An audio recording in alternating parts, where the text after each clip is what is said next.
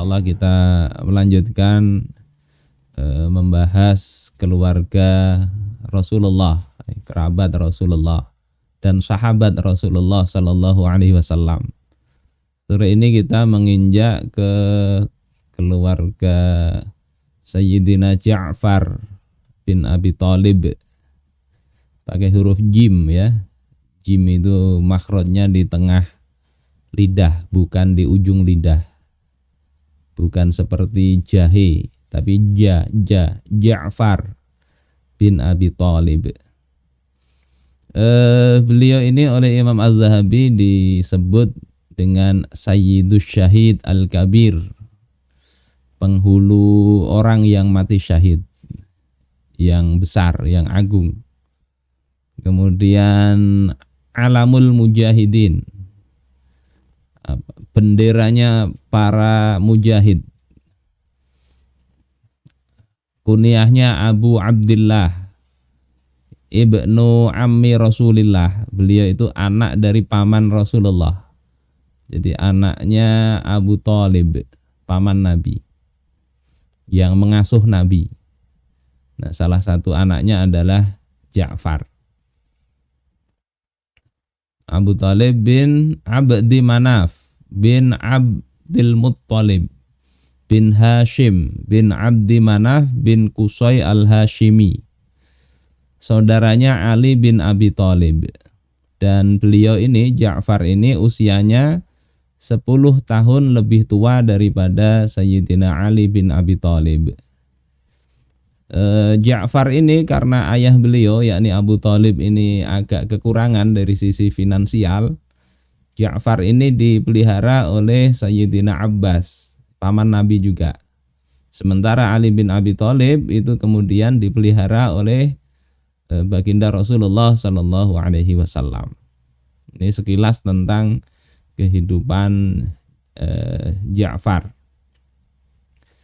Ibu beliau adalah Fatimah bintu Asad bin Hashim bin Abdi Manaf al-Hashimiyah al-Qurashiyah. Dan beliau ini adalah ya ibunya Ali bin Abi Thalib. Jadi sekandung, seibu, sebapak dengan Sayyidina Ali bin Abi Thalib. Punya anak juga namanya Thalib bin Abi Thalib. Kemudian ada Aqil. Jadi 4 bersaudara ini, ibunya adalah Fatimah bintu Asad. Dan Fatimah bintu Asad ini pula yang memelihara baginda Rasulullah sallallahu alaihi wasallam. Jadi waktu dipelihara oleh Abu Thalib, Abu Thalib ini kan istrinya ini Fatimah binti Asad itu sangat sayang kepada baginda Rasulullah sallallahu alaihi wasallam, bahkan melebihi sayangnya kepada putra-putra beliau sendiri. Sehingga kadang Rasul itu diberikan sesuatu yang lebih dari Fatimah bintu Asad. Tetapi Rasulullah sallallahu alaihi wasallam mengembalikan kelebihan-kelebihan tersebut.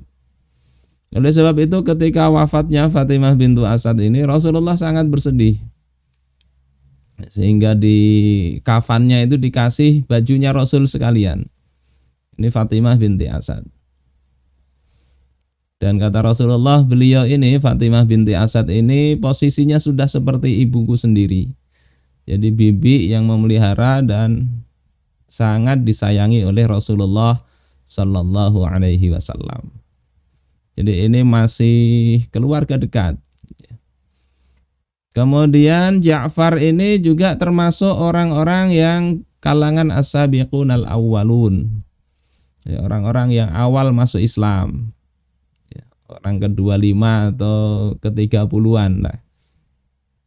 Kemudian berhijrah 2 kali. Kemudian dari sisi fisik, maka Ja'far ini perawakannya, ya, tubuhnya itu seperti Rasul. Sehingga Rasul katakan, asbahta khalqi wa khuluqi. Engkau itu mirip dari sisi fisik dan akhlaknya seperti aku. Perangainya seperti Rasulullah sallallahu alaihi wasallam. Ini Sayyidina Ja'far. Dan beliau ini terlibat dalam banyak peristiwa penting ya. Dalam satu riwayat itu beliau masuk orang setelah 25 orang masuk Islam, Sayyidina Ja'far masuk Islam lewat kontakannya Sayyidina Abu Bakar As-Siddiq. Sayyidina Ja'far ini. Kemudian beliau ketika diboikot, ya Rasulullah diboikot, beliau juga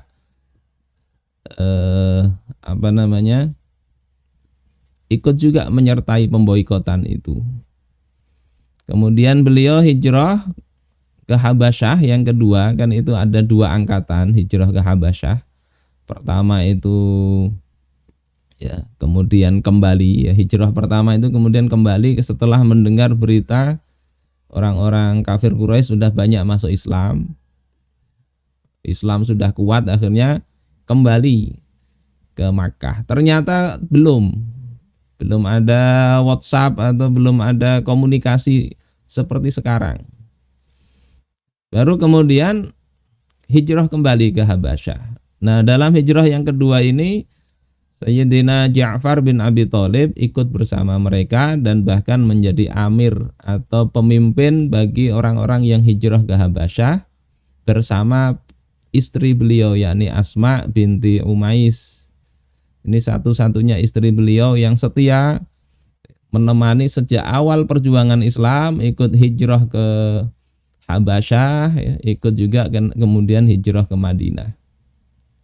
Saudara-saudaraku sekalian rahimakumullah, ketika tiba di Madinah, ya setelah hijrah ke Habasyah itu, Rasulullah Shallallahu Alaihi Wasallam itu pas menang dalam perang Khaybar. Jadi sudah agak lama di Madinah, ya. Perang Khaybar itu kalau tidak salah tahun ke-7 Hijriah, pasca perjanjian Hudaybiyah. Setelah menang ini ternyata Sayyidina Ja'far itu ya hijrah tiba di Madinah, sehingga Rasulullah katakan ma adri bi ayyihima ana asur bi qudumi Ja'far au bi fathi Khaybar. Aku tidak tahu mana di antara 2 hal ini yang lebih menyenangkan hatiku. Apakah datangnya Ja'far ataukah menang dalam perang Khaybar. Bisa dibayangkan gembiranya Rasulullah Shallallahu Alaihi Wasallam. Ketemu saudara sepupu, orang generasi awal masuk Islam yang lama tidak ketemu. Kita bisa bayangkan ya, dengan teman-teman kita sendiri saja kadang tidak ketemu, lama kena COVID nggak bisa ketemuan. Begitu ketemu itu terasa hati ini senangnya luar biasa. Apalagi ini Rasulullah dengan kerabat, dengan anak orang yang mencintai beliau dan melindungi beliau, dengan generasi awal yang masuk Islam. Luar biasa senangnya Rasulullah dengan datangnya Ja'far ini ke Madinah. Kemudian diberi bagian dari ghanimah, ya perang Khaybar. Dan beliau tidak lama kemudian itu terlibat, ya dikirim oleh Rasulullah sebagai salah satu panglima pasukan perang Mu'tah. Dan ya atas takdir dari Allah beliau mendapat kemuliaan, walaupun ini juga menyedihkan kalau secara pandangan materi duniawi. Beliau syahid pada perang Mu'tah.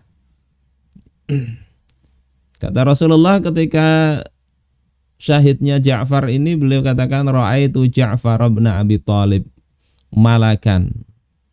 Aku melihat Ja'far bin Abi Thalib itu seperti malaikat. Yatiru fil jannah ma'al malaikati bijanahihi.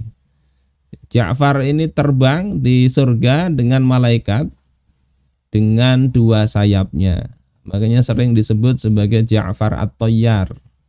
Ya, karena 2 lengan yang terputus membela bendera Rasulullah Shallallahu Alaihi Wasallam itu Allah gantikan dengan sayap yang beliau terbang bersama malaikat. Ini diriwayatkan, dilihat oleh Rasulullah Shallallahu Alaihi Wasallam. Saudara-saudaraku sekalian rahimakumullah, ini terkait dengan beliau. Dan dari sisi keluarga, beliau ini sahabat yang monogami. Istrinya 1 saja. Jadi kalau ada orang yang senang poligami, ada contohnya. ada yang senang monogami, ada aja contohnya. Ada yang menjomblo, ada juga contohnya. Jadi ndak usah saling ini ya. Yang jelas amalnya apa. Nah, istri beliau itu adalah Asma binti Umais bin Ma'bad bin Taim al-Khaz'amiyah. Ini generasi sahabat yang termasuk as-sabiqun al-awwalun juga istri beliau ini. Dan dari beliau ini lahir tiga orang putra, yang namanya pertama Abdullah, ya, makanya dipanggil Ja'far ini dengan kunyah Abu Abdillah. Kemudian yang kedua Muhammad, kemudian yang ketiga Aun. Ini dinukil dari At-Tabaqat Al-Kubronya Ibnu Sa'ad.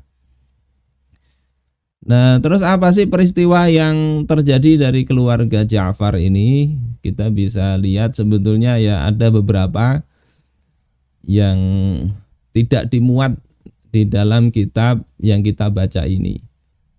Termasuk peristiwa di Habasyah itu tidak diceritakan. Yang banyak diceritakan bahkan terkait dengan perang Mu'tah. Tapi kemarin sudah kita bahas sedikit lebih panjang ketika membahas kisahnya keluarga Sayyidina Zaid bin Harisah. Sehingga langsung kita loncati saja ke keluarga Sayyidina Ja'far ini. Ada riwayat bahwasanya beliau ini pernah berselisih tapi tidak berselisih keras ya, enggak bertengkar. Berselisih tentang anak yatim, yakni anaknya Sayyidina Hamzah bin Abdul Muttalib yang namanya Umarah. Jadi anak kecil yang ketika Sayyidina Hamzah ini wafat dalam perang Uhud, anak kecil ini kan jadi anak yatim. Kemudian diambil oleh Sayyidina Ali bin Abi Thalib, digendong oleh Ali. Kemudian disuruh merawat oleh istrinya, yakni Fatimah binti Rasulullah Shallallahu Alaihi Wasallam. Kemudian anak perempuan ini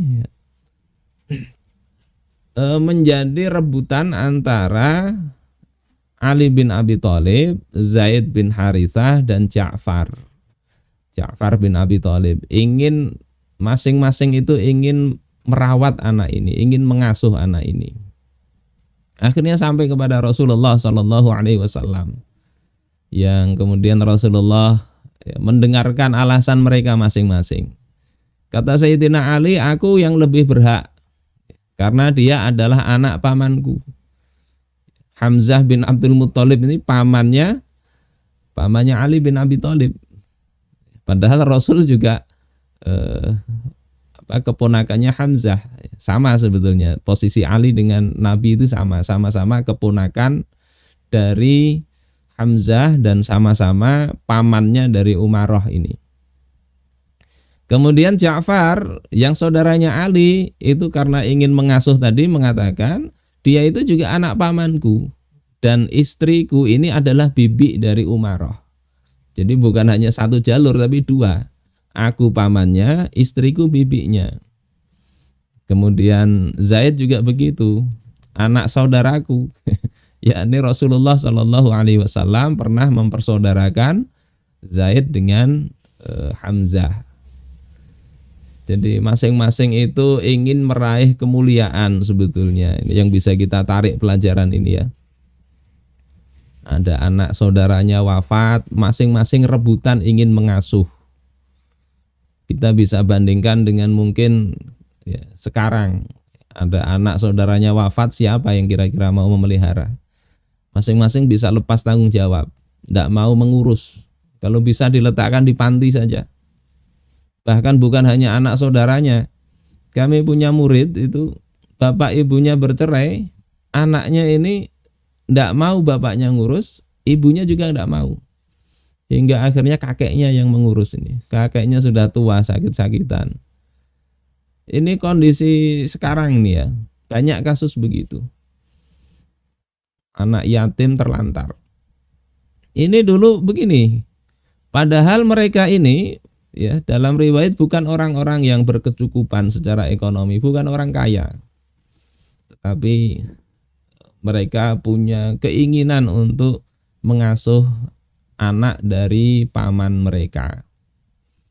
Akhirnya Rasulullah Shallallahu Alaihi Wasallam memutuskan untuk menyerahkan pengasuhan Umaroh ini kepada Ja'far bin Abi Thalib karena istrinya adalah bibinya dari Umaroh. Kata Rasulullah, al-khalah bimanzilatil bibi itu adalah posisinya seperti ibu, posisinya. Selesai masalah ini. Saudara-saudaraku sekalian rahimakumullah, yang kedua, keistimewaan dari Sayyidina Ja'far bin Abi Thalib. Beliau ini adalah orang yang digelari dengan Abul Masakin, bapaknya orang-orang miskin. Karena apa? Karena kedermawanan beliau terhadap orang-orang miskin. Diceritakan dari Abu Hurairah bahwasanya orang-orang banyak memprotes Abu Hurairah. Bukan memprotes ya, sebetulnya mempertanyakan. Kok bisa Abu Hurairah itu meriwayatkan banyak hadis, sementara masuk Islamnya paling baru sekitar 4 tahun. Maka kata Abu Hurairah itu, ya, itu karena beliau sering menyertai baginda Rasulullah Sallallahu Alaihi Wasallam, di mana beliau tidak sibuk dengan pekerjaan. Sahabat yang lain berkebun, beliau tidak. Bahasa kita, beliau itu yang nganggur. Nganggur dalam tanda positif karena nganggurnya untuk menyertai Rasul. Ashabus Suffah memang tidak bekerja. Sebagaimana juga banyak kaum muslimin yang lain seperti Rabi'ah bin Ka'ab itu yang memang nggak mau bekerja. Maunya berkhidmat kepada Rasul. Mau dinikahkan tidak mau, mau dikasih tanah tidak mau. Hingga akhirnya setelah Rasul wafat baru beliau memikirkan kehidupan duniawinya. Sebelumnya beliau ingin dekat dengan Rasulullah Sallallahu Alaihi Wasallam. Termasuk Sayyidina Abu Hurairah ini. Makan tidak makan, yang penting bersama Rasulullah Sallallahu Alaihi Wasallam. Kadang beliau lapar, ditahan dan sebagainya. Tapi Ashabus Suffah ini kan memang diberikan jaminan dari Baitul Mal kaum muslimin. Kalau ada sodakoh, mereka yang didahulukan. Nah, ini cerita dari Abu Hurairah. Agak beda dengan yang pernah kita bahas di dalam kitab Al-Asalibun Nabawiyah fi Ta'lim. Dulu ada cerita mirip begini. Kalau ini kaitannya beliau sering ngajak, ya, ketika ketemu sahabat yang lain minta dibacakan ayat. Padahal sebetulnya motivasinya ngajak ngomong itu kalau dibawahi makan, kalau diajak makan. Jadi sengaja bertanya tentang ayat yang sebetulnya ayat itu aku lebih paham, kata Sayyidina Abu Hurairah. Ini kita punya teman, coba ya, kalau sering bertanya begitu, ya coba lihat, jangan-jangan dia lapar, minta diajak makan, maka perlu dikasih makan. Dan banyak sahabat yang kadang tidak paham. Salah satu yang paham ini adalah Ja'far bin Abi Thalib. Jadi kata beliau, orang yang paling baik kepada orang miskin itu adalah Ja'far bin Abi Thalib.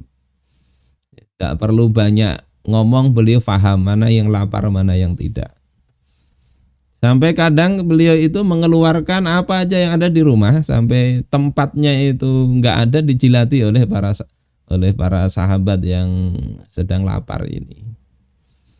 Ini mengapa beliau digelari dengan Abul Masakin.